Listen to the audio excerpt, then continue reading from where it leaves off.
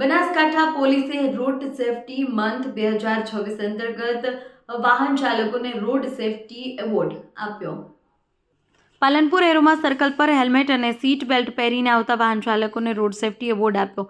વાહન ચાલકો seat belt અને ટુ વ્હીલરમાં હેલ્મેટ પહેરીને આવતા વાહન ચાલકોને પોલીસે એવોર્ડ આપ્યો છે। જિલ્લા ટ્રાફિક તેમજ પશ્ચિમ પોલીસ દ્વારા રોડના નિયમો પાળનાર વાહન ચાલકોને એવોર્ડ આપી સન્માનિત કર્યા છે।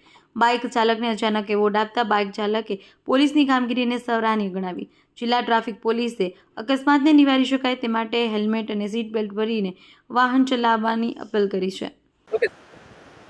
રોડ સેફટી મંથ જે જાન્યુઆરી 2026માં ઉજવવામાં આવી રહ્યો છે તે અંતર્ગત સામાન્ય રીતે આપણે જે ટ્રાફિકના નિયમોનું ઉલ્લંઘન કરતા હોય તે લોકોને આપણે દંડ કરતા હોઈએ છીએ। જેમણે સીટ બેલ્ટ નથી પહેરેલો, જેમણે હેલ્મેટ નથી પહેરેલું તે લોકોને દંડ કરવામાં આવે છે, જેનો ઉદ્દેશ્ય એ છે કે તે લોકો ટ્રાફિકનું નિયમ પાલન કરે।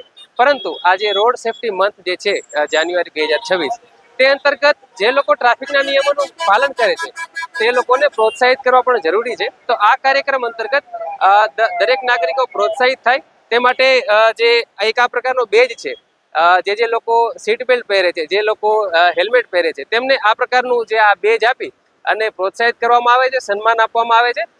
અને હાલ પાલનપુર પશ્ચિમ પોલીસ સ્ટેશન અને જિલ્લા ટ્રાફિક તેમજ સિટી ટ્રાફિકની ટીમની મદદથી આ એરોમા સર્કલ ખાતે આ કામગીરી ચાલુ છે અને બનાસકાંઠા જિલ્લાના તમામ પોલીસ સ્ટેશન તેની અંદર પણ આ કામગીરી હાથ ધરવામાં આવશે।